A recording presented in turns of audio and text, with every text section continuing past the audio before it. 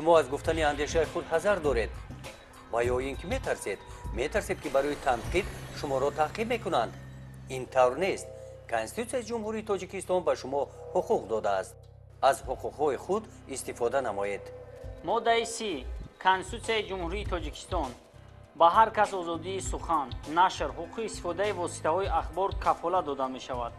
تبلیغات و تشویقاتی که بدبینی و خصومت اجتماعی، نژادی، ملی، دینی و زبانی را برمی‌انگیزد منع است. سنزورای دولتی و تعقیب برای تنقید منع است.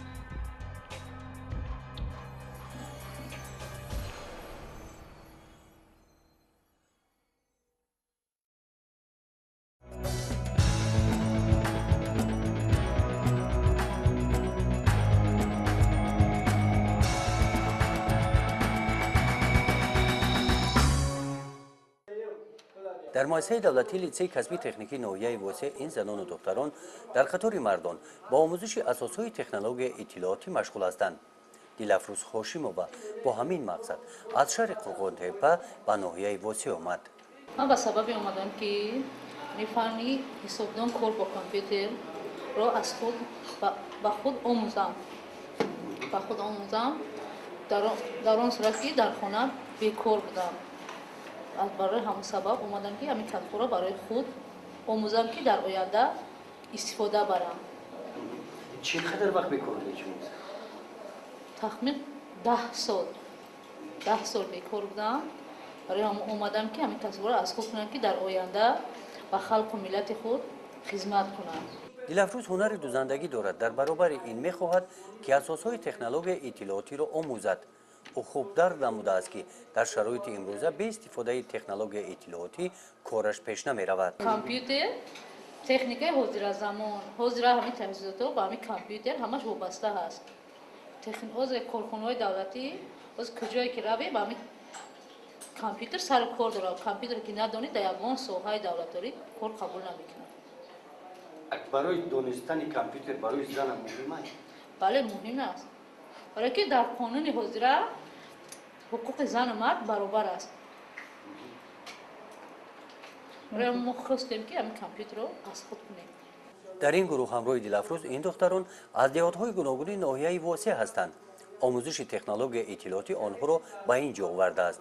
مستانه لطیفووا در دهه گلاباد جماعت دهاتی به نام عبدی عوضов تا صنف نهم تحصیل کرد. با آموزش تکنولوژی اطلاعاتی کامپیوتر مستانه ذوق کلان داشت. از همین سبب برای ادامه تحصیل به لیسه کسبی تکنیکی آمد. عصر 21 یعنی عصر تکنولوژی است و ما نیز از این امکانیت های استفاده برده می‌خواستیم که نازکی های این تکنیک را از خود نماییم. چخیلی که سرور دولت محترم امالی رحمان ابراز داشتند باید که جوانان هم قدم زمانه باشند و کوشش کنند که دانش های زیاد از خود کنند. البته برای آموختن هر یک فن البته مشکلات پیش میاد.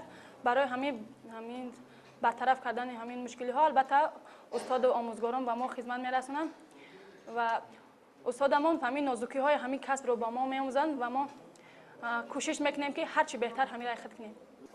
در لیسه کسبی تکنیکی ناحیه واسع برای آموزش اساسهای تکنولوژی اطلاعاتی همه شرایط ها مهیا کرده شده است. آموزش از روی برنامه معین گذرانیده می شود.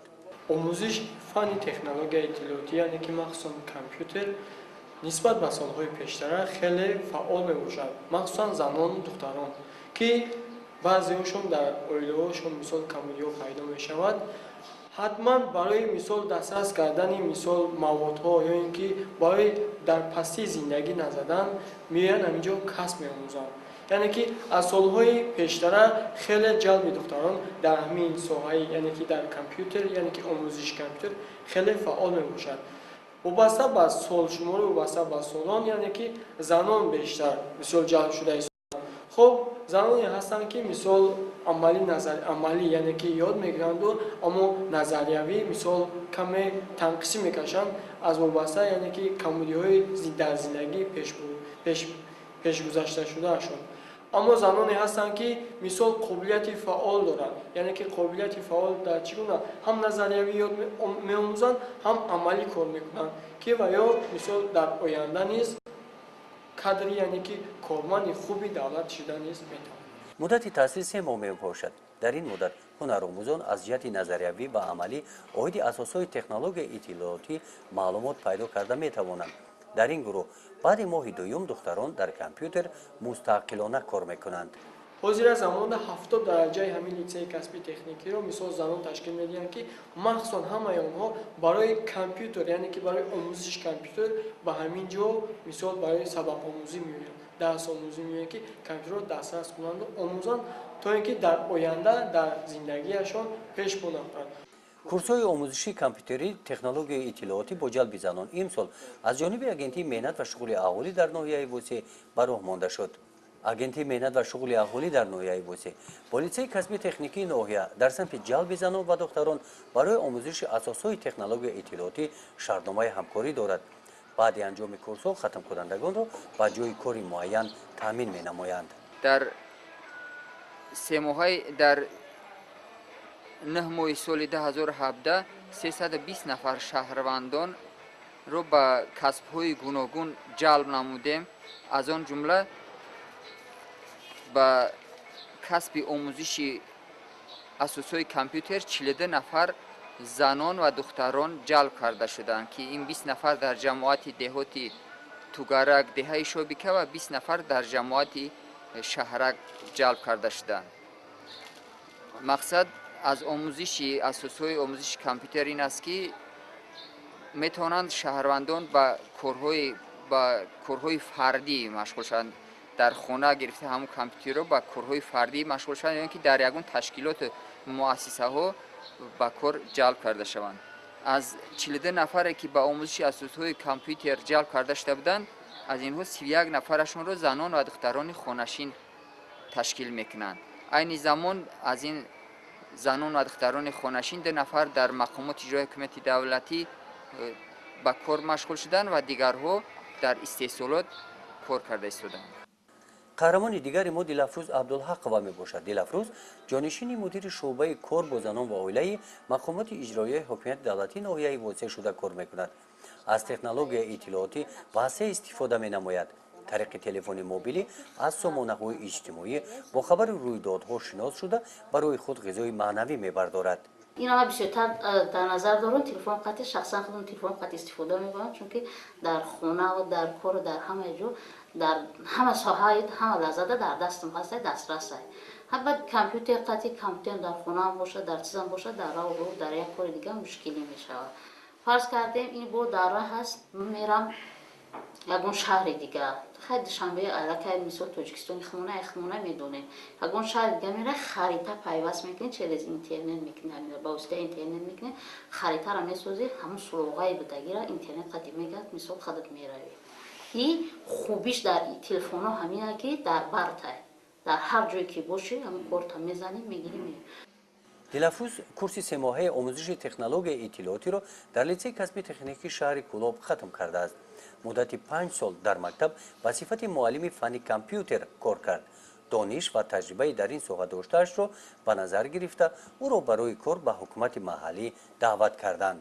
технологияи информатсионӣ аҳамияташ бисёртар барои пешбурди соҳаи хоҷагӣ, пешбурди соҳаи корӣ, пешбурди фаъолияти корӣ мешавад, ки дар фаъолияти корӣ дар як лаҳза корот буд мешавад. технологияи информатсионӣ ҳозир мо ҳамаи давраи шӯравӣ мисол буданд машинастое, ки ба даст печат мекарданд, мебурданд, меоварданд, заҳматаш анча дарозтар буд. аллакай мо хеле пешравӣ дорем, ки дар як лаҳза мо ҳамаи камбудиҳое, ки мисол дар маводҳо ҷорӣ мешаванд, бартараф мекунем камбудиҳомона, мисол бароришам ба сифати хубтари настарай. баъд иттилоотии информатсионӣ бо ба воситаи интернет ҳастай торҳои анкабутӣ, ки мо мегӯем пайвастшавандае, ки ба ҷаҳон мисол мо пайваст мешавем, интернет ин ҳозир дар ҳамаи муассисаҳо, ташкилотот, вазоратҳо ҳам бастанд, ки мо онлайн ташкил кардагием. хоб чиз қатӣ почтаи электронӣ қатӣ мо маълумотонро равон мекунем, ки и дар як лаҳза меравад. хай пештарам буд, ҳозирам ҳаст, мисол мо маълумотонро тайёр мекунем, маълумотои мо ҷамъ шида почта қатӣ мерафт, то мерафт мерасид, вақт рӯз маълум буд, ки дароз мешид. ҳозир дар як лаҳза ба вазорат ҳами рафтар мерасад ки мисол ҳамин маълумотои шумо омадан расидан бартарaf шед. Ин хуби ҳамин технологияи информатсионӣ дар ҳамин ҳаст ки мисол дар ҷо мо нишаста кормон аллакай ба вазорат рафта расида мешавад. бо хубиш дар ҳамун аст ки мисол технологияи информатсионӣ истифода мебарад дар шахсии худат, молии худат, хоҷагии худат. фарз кардем дар хона ягон кор мешавад, дар хоҷагидорӣ помидор мекунем, бодрин мекунем, мисол ягон чизи кишоварзӣ ки мекунем, бояд ки ҳамон доруҳои дар кори хча зидди ҳашаротҳои зараррасон кардан. мисол дар интернет ба воситаи гугл мезанем, пайваст мекунем, хоб мезанем, мегирем ки ҳаминро чӣ бояд кард, эмин дошт. ҳамаи маълумотро дар як лаҳза метиҳанд, тарзи корша метиҳанд, мисол маводи истифодабарандаша метиҳанд ки ҳозир мо дар ҳамин чизо дастрас.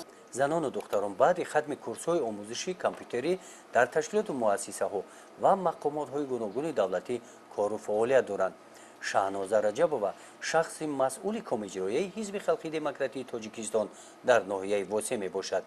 ман вақте ки ба ҳизб кор дар омадам кор кардам, аз аввали сол и хел набуд. аз рафти чорабиниҳо, аз рафти ваё мо намегузоштем. хулоса соли 2012 буд кор дар омадам, хел гапҳо набуд. баъд пасон ҳам хел бо ташаббуси раиси ҳизб ҳам хел ваё шудам ки мо сайтҳои интернетида ҳозир ҳамаи чорабиниҳое ки дар ноҳия мегузаштанд, ҳамаи ҳамёра мо дар сайтҳо ҷо мекунем. чӣ мушкилию хубӣ дошт? мушкиле ку надошт, не ки хубиш дар он аст ки аз ба сайтҳои интернетӣ рӯз ба ҳамагон маълум аст ки аз воситаи интернет ҳама истифода мебарад. хоб барои аз рафти ҳамаи чорабиниҳои мо, аз рафти корҳое ки дар ноҳия мегузарад, корҳое ки ҳизб анҷом медиҳад бо ташаббуси ҳизб, дар ҳамаи ҷо аз ин корҳои наҷиби мо хабардор мешаванд. шаҳноза ба чорабиниҳо меравад, аз рафти он хабар менависад, аз ҳаёт ва фаъолияти аъзоёни ҳизб мақола навишта, ин ва дигар хабару рӯйдодҳоро ба сомонаи ҳизб ворид месозад. асосан кори мо ҳизб таблиғот бурдан аст. мо дар ҳамаи ҷо таблиғотамонро мебарем, бо мардум вохӯрӣ мегузаронем. хулоса бе интернет ҳозир зиндагии ҷавони нав, ҷавони асри 21 зиндагиро бе интернет тасаввур кардан мушкил аст. ҳозир дар кадом ташкилоту муассисае ки ба кор нараванд, албатта воситаи электронӣ ҳаст ва ин омӯзиш ба онҳо кӯмаки бисёр мерасонад.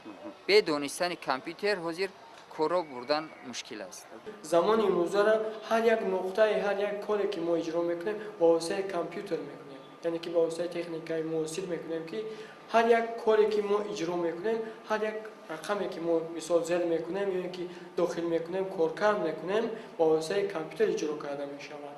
яъне ки ҷалби ҳамин занон, махсусан занон дар ҳамин соҳа бештар аст. мисол мегирем дар хонашон вақте ки пухтупаз мисол мода дар кор мешавад, бештар аз интернет шабакаи глобалӣ, яъне ки истифода карда метавонанд. сайтҳое ҳаст ки яъне ки сайтҳои яъне ки барномаҳои сайтӣ ҳаст ки яъне ки дар вай пухтупаз ё ки тарроҳӣ ё ки дизайнерӣ ҳамаи намуди соҳаро истифода бурда метавонанд. ё ки либоси даркорияшонро метавонанд аз интернет дастрас кунанд, мисол ҳамон тарроҳвори ҳамонро нақшакашӣ кунанд ва метавонанд амалишонро ба воситаи қаламу ручка ва дигар таҷҳизотҳо чикор кунанд, амалашонро иҷро кунанд. мехоҳанд ки дар ягон идора ба ҳайси коргузор кор кунанд. вақте ки мо аз онҳо мепурсем ки чӣ маълумот доред, оё шумо айудаи компютер мебароед, онҳо дар ҷо мегӯянд ки не, мо наметавонем. баъд мо бисёртар ҳамин хел занора боз ҷалб мекунем ки хонда аз уҳдаи омӯзиш бароянд ва дар вақте ки ба ягон ташкилоти муассиса ба кор мераванд, айудаи кор бароянд. ман мехоҳам ки бештар бо интернет сар кор кардан ёд гирифтан ва маълумотҳои бештарро аз худ кунам. хай масалан баъз ягон куштадӯзи ягон чиро аз худ кунам. хубе ки коллексияе ки нав ба нав аз компютер мегирӣ, пешниҳод мекунӣ. дар литсеи касби техникии ноҳияи восе занону духтароне ки курси омӯзиши технологияи иттилоотиро хатм менамоянд, онҳо низ ба ташкилоту муассисаҳо рафта фаъолияти меҳнатиашонро дар ин самт идома медиҳанд. ба монанди Дилафрӯз ва Шаҳноза мавқеи худро дар ҳаёт пайдо менамоянд. Дилафрӯз Ҳошимова бошад, мақсад дорад баъди анҷоми курси омӯзиши технологияи иттилоотӣ касби дузандагиро идома дода, бо истифода аз таҷрибаи нав дар ин соҳа фаъолияташро васеъ намояд.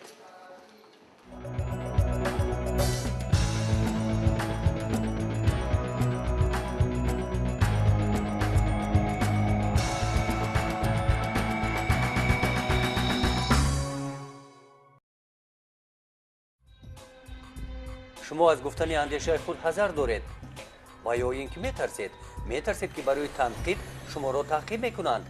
ин тавр нест. Конститутсияи ҷумҳурии Тоҷикистон ба шумо ҳуқуқ додааст. аз ҳуқуқҳои худ истифода намоед. моддаи 30 Конститутсияи ҷумҳурии Тоҷикистон ба ҳар кас озодии сухан, нашр, ҳуқуқи истифодаи воситаҳои ахбор кафолат дода мешавад. таблиғот ва ташвиқоте ки бадбинӣ ва хусумати иҷтимоӣ, наҷодӣ, миллӣ, динӣ ва забониро бармеангезад маън аст. сензураи давлатӣ ва таъқиб барои танқид маън аст.